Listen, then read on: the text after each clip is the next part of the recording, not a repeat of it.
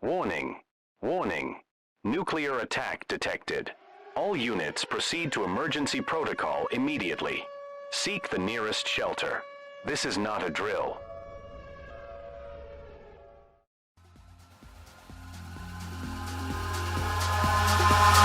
Eyes in the sky, gazing far into the night. I raise my hand to the fire, but it's no use, 'cause you can't stop it from shining through.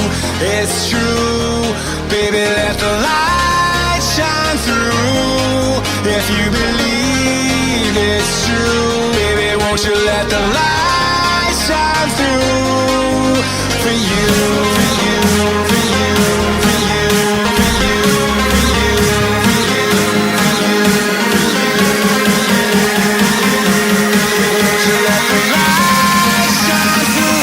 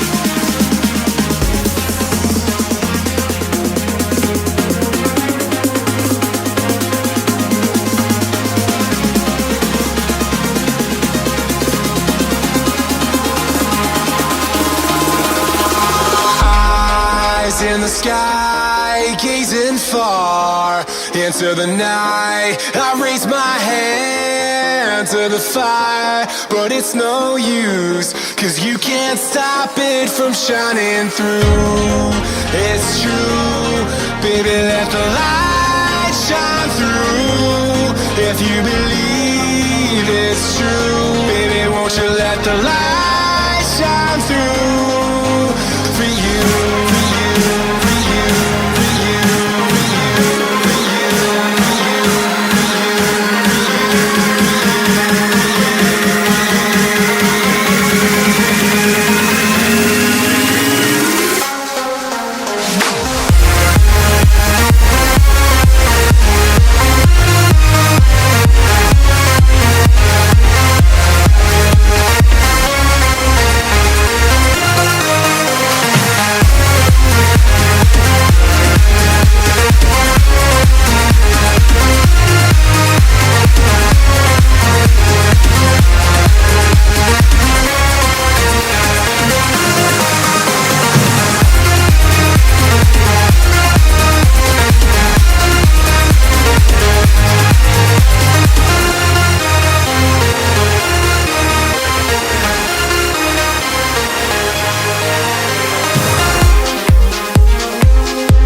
Merhaba arkadaşlar, uzun zamandır bir video çekmiyordum. 4 gün oluyor yaklaşık neredeyse.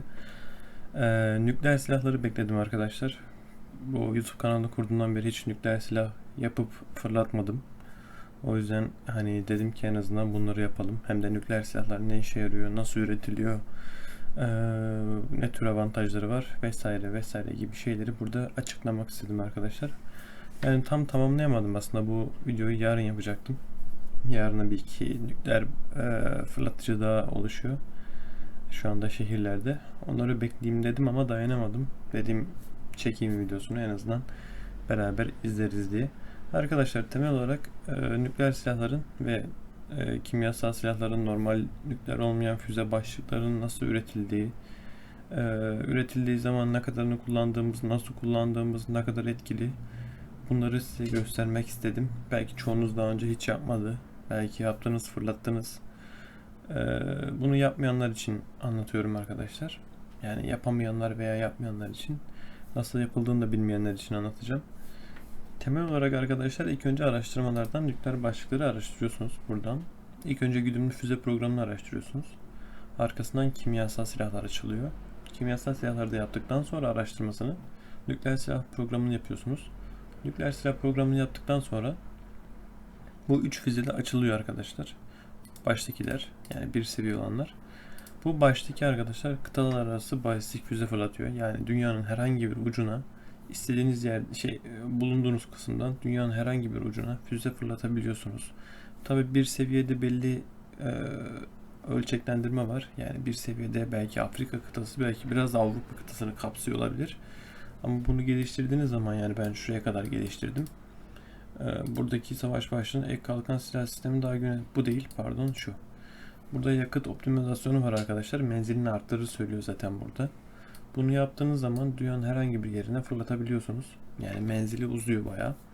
Ama hasar odaklı istiyorsanız, hani daha çok hasar versin istiyorsanız son seviyesine kadar geliştirebilirsiniz. Ben onu yapmadım. Ben burada bıraktım arkadaşlar. Biraz daha güçlendi sadece. Yani son seviyesine göre değil de yani idare eder. Bizim işimizi görecektir arkadaşlar. Onun dışında balistik füze fırlatıcı var arkadaşlar. Bunları kıtalar arası balistik füzeyle fırlatamıyorsunuz. Şu balistik füzeyi ICM'den fırlatamıyorsunuz. Normal, onun için de farklı bir sistem üretmeniz gerekiyor. Bu cruise füzeleri de uçaklardan atılan arkadaşlar. Gemilerden, denizaltılardan, uçaklardan atılan füzeler. Bunlarda da bunu araştırmanız gerekiyor ki onları da kullanabilirsiniz. Örnek veriyorum. Örnek şuradan göstereyim. Nerede benim uçaklarım? Evet, burada. Şuradan füze kısmına giriyorsunuz. Gördüğünüz gibi araştırılmamış yazıyor. Nükleer füze de fırlatabiliyorsunuz. Kimyasal füze de, konvansiyonel kruz füzesi de fırlatabiliyorsunuz. Ama tabi bunların araştırmasını yapmanız gerekiyor. Yoksa buradan fırlatamazsınız. Menzili de kısa oluyor. Mecbur uçakla menziline girmeniz gerekiyor. Şuradan menzilini görebilirsiniz. Bak, füzenin üstüne geldiğiniz zaman uçağın fırlatıcı menziline girmesi gerekiyor. Tavsiyem bunları bombardıman uçaklarıyla veya denizaltılarıyla fırlatmanız. Eğer uçak veya işte karadan değil de denizden veya havadan fırlatmak istiyorsanız ben bunu tavsiye etmiyorum açıkçası. Bence kullanmayın. En mantıklısı ICM, yani balistik füzeler, kıtalar arası olanlar. Onlar da bunlar arkadaşlar. Şunları görüyorsunuz. Bunlar dünyanın herhangi bir bölgesine ateş edebiliyorsunuz. Size menzilini hemen göstereyim. Şu anda nereye kadar fırlatabiliyorum? Evet, bakın. Sınırını görüyorsunuz. Yani bir Yeni Zelanda'ya atabiliyor muyum? Bakalım. Yeni Zelanda'yı da atabiliyorum. Yani şu ikisinin arasında bir yerde kalıyor. Şuralara falan fırlatamam herhalde de gerek yok bunlara. Temelde yani dünyanın her yerine fırlatabiliyorsunuz. Son seviyeye geliştirdiğiniz zaman zaten sınırı kalmıyor. Herhangi bir yere atabilirsiniz. Bir de arkadaşlar şu füze sistemi var. Hemen şuradan da göstereyim. Füzelere geliyoruz. Şurada sound fırlatıcı diyor. Balistik füze fırlatıcı. Bu balistik füzeler arkadaşlar menzilleri kısa. Yani şöyle göstereyim. Bunları üretirseniz atacağınız yere yaklaştırmanız gerekiyor biraz da olsa. Hemen göstereyim. Ben mesela bugün füzeleri arkadaşlar Finlandiya'ya fırlatacağım. Fakat az önce gösterdiğim balistik füzelerle vurabiliyorum. Ama kruz füzeleriyle vuramıyorum. Şunlar da burada. Şurada zaten taşımaya başladım bile. Biri burada, biri burada. Şuradan fırlatmaya kalktığınız zaman bakın menzilini görüyorsunuz. Menzili beklediğinizden kısa oluyor. Ne kadar geliştirirseniz geliştirin. Bunu son seviyede bildiğim kadarıyla sadece dünyanın yarısını, yani buraya hepsini alabiliyorsunuz ama Amerika kıtasına kadar yine gitmiyor arkadaşlar. Daha hiç bunu full seviyeye getirmedim. Bunu da ilk defa kullanacağım zaten. Bir de dezavantajı da şu şekilde: taşımaya kalkarsanız arkadaşlar hareket haline geçtiği an durdurduğunuz zaman füzeyi fırlatmanız için size bir süre veriyor. Yani yükleniyor. Bir de yükleme süresi var bunun. Ben mesela bunu yerleştirdim. Bakın halen daha 2 saat, yani oyunun süresiyle baktığın zaman yarım saat, 1 saati daha var fırlatmamız için. Yani çok saçma bir şey. Taşıdığınız an tekrardan füzenin yüklenme süresi falan filan Bir de yaklaştırıyorsunuz ülkeye, yani uğraştırıyor. En iyisi tabii ki de İCM, yani kıtalar arası balistik füze fırlatıcı rampaları. Bu rampaları da tek dezavantajı kimyasal füze fırlatamıyorsunuz arkadaşlar. Tek amacı sadece nükleer füze fırlatmak. Kimyasal silah başlıklarınız varsa maalesef bundan fırlatamıyorsunuz. Az önce gösterdiğimi yapmak zorundasınız. Yani yoksa olmuyor. Onları fırlatamazsınız.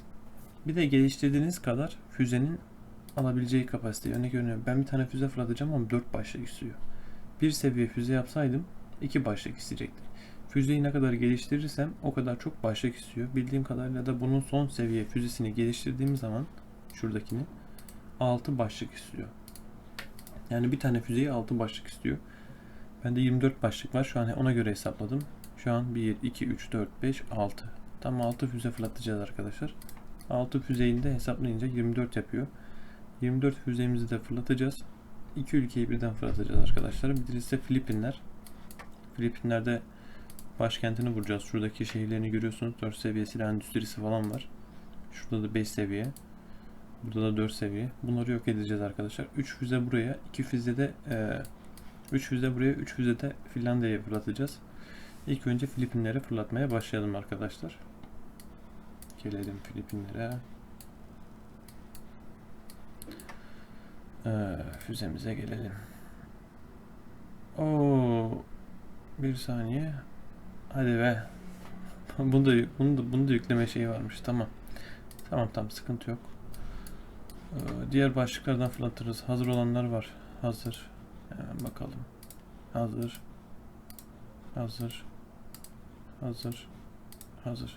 Maalesef bugün 500'e fırlatacağız. O zaman 2 tanesini Finlandiya'ya, 3 tanesini Filipinler'e atalım arkadaşlar. Diğerlerini de artık bir dahaki videoya ben zaten içine koyarım. Bunu vuracağız. Ama sesim olmayacak tabii. Sadece efekt olarak, bir görsel olarak koyarım arkadaşlar videonun yanına. Videoyu sonuna kadar izlerseniz görürsünüz. Hemen gelelim. Buraya fırlatalım. Onayla. Evet. Füzemiz yola çıktı. Diğerini de alalım. Gelelim. Füzemizi yola çıkaralım. Tamam. Diğerini de fırlatalım. Başkentine vuralım hemen. Başkente geldik. Başkente bıraktık. Evet. 3 füzemiz oradan yola çıktı arkadaşlar. Geri kalan 2 füzeyi de Filipinlere atalım. Bunun da şehirlerine baktık mı? Buraya atmayacağız. Buraya atalım. Bir de buraya. Şu 2 köşe atacağız. Asker oranına bakıyorum. Yani ne kadar üretim varsa onları yok etmenin peşindeyim. Küçük yerleri vurmak istemiyorum arkadaşlar. Siz de o şekilde yapın. Hangisine daha çok şehrine emek veriyorsa ilk önce onları yok edin. Hem moralini bozarsınız, hem de ikinci olarak askerlerini de yok etmiş olursunuz. Çünkü askerlerini oradan üretiyor. Hemen füzelerimizi attık arkadaşlar. Bütün füzelerimiz yolda çıktı. Gördüğünüz gibi. Buradan şunu yaparsak olmuyor. Baya gidiyorlar. Baya da hızlı gidiyorlar ha. Ne kadar süreyle varıyormuş? 2 saat 10 dakika. Yani oyunun süresine baktık mı yarım saat, 40 dakika ya. 35 dakikaya falan varır arkadaşlar. Bunların yolu daha kısa. Bunlar da hemen yarım saate bulunduğu kısma vuracaktır arkadaşlar. Yani temel olarak bu füzeler hem bir yandan gitmeye başlasın. Doldurma sürelerine bakalım. 27 saat. Yani oyunun süresiyle hemen yarım gün istiyor arkadaşlar. Yarım gün sonra bir daha ateş yapabileceğiz. 4 başlığımız kaldı. Maalesef buradakini yeni taşıdığım için fırlatamıyorum. Bilseydim şehirde bırakırdım, fırlatırdık. Neyse. Şeylerle beraber fırlatırız. Buradaki sistemlerle beraber. Onun dışında arkadaşlar nasıl üretiliyor onlardan bir de şuradan bahsedeyim. Oradaki araştırmaları yapıyorsunuz. Yanında da buradan başlıklarını üretiyorsunuz. Bakın 3 başlık veriyor. 2 başlık veriyor. Ürettiğinizde 4 başlık veriyor. Onun dışında bir de bunları üretiyorsunuz. Bu kıtalar arası balistik füze. Bu balistik füze, hani gemilerden uçaklardan atabildiğinizi kardan olarak atış versiyonu bu. Sadece kimyasal füze değil, şey fırlatıyor. Normal balistik füze fırlatıyor. Çok etkili değil. Ama avantajı şu şekilde: uçak mesela uçuyor veya karaca birlikleri ilerliyor, takip edebiliyor arkadaşlar. Bunun tek avantajı bu. Diğerinde füzeyi attığınız zaman o noktaya düşüyor, takip etme özelliği yok. Ama bunda var. Örnek veriyorum, bir savaş uçağına fırlattınız. Savaş uçağını takip ediyor. Savaş uçağı başka bir yere mi gitti? Arkasından geliyor arkadaşlar. Gemilerde de öyle. Kara kuvvetlerinde de aynı şekilde. Ama bunlar takip etmiyor. Nereye noktalarsanız sadece oraya atıyor. Arasındaki tek fark bu. Onun dışında bunları üretmeniz için de tabii buraya geliyorsunuz. Zaten şunu üretebiliyorsanız hepsini üretebiliyorsunuzdur arkadaşlar. Bunu araştırmasını yapmadım diye üretemiyorum. Gizli silah laboratuvarını 5 seviyeye getiriyorsunuz. Silah endüstrisi 1 seviye. Araştırma savaş başlığının kalkan seviyesini, bunu boş verin. Bunu zaten araştırdığınız için gözükür. 1 seviyede yapsanız. Şuradakini yani. Şu. Bunu araştırdık mı tamamdır. Zaten bunu araştırdığın zaman açılıyor hemen. Bunu da araştırınca açılıyor. Bunu da öbürü açılıyor. Zaten açmamışım ben, o yüzden araştırması gözükmüyor. Buradan yapabilirsiniz arkadaşlar. Şimdi ben videoyu durduracağım. Füzeler düştüğü zaman videosunu atarım arkadaşlar. Ekrana veririm. Ne kadar etkili, neler yapabildiğini de görmüş oluruz hem. Hem de sonunda nükleer füze fırlatmış olduk arkadaşlar. Finlandiya ve Filipinlerin şehirlerini yerle bir edeceğiz. Oraya düşen hiçbir füzede askeri de, içindeki yapıları da yok olacak hepsi. Zaten oyun bitmek üzere. Şurada da görüyorsunuz. Son oyun mu diye oylama geldi. Yani toplam şu an 6 oyuncu aktif durumda. 5'i zaten bizim ittifaktan. Bir tanesi de Finlandiya veya Filipinler olması lazım. Şimdi de onlara füzeyi fırlattık mı daha da oyunu bırakacaklar arkadaşlar zaten. Oyun da bitmiş olacak. Zaten son videosunu çekiyorum şu anda bu serinin. Çok da söze gerek yok. Buraya kadar izlediğiniz için teşekkürler arkadaşlar. Bir dahaki zaten ekleyeceğim videolarda söz olmayacak. Müzik falan eklerim. Oradan da görürsünüz. Buraya kadar izlediğiniz için çok teşekkürler. Kendinize iyi bakın. Kanala abone olmayı ve yorum yapmayı da unutmayın arkadaşlar. Görüşmek üzere.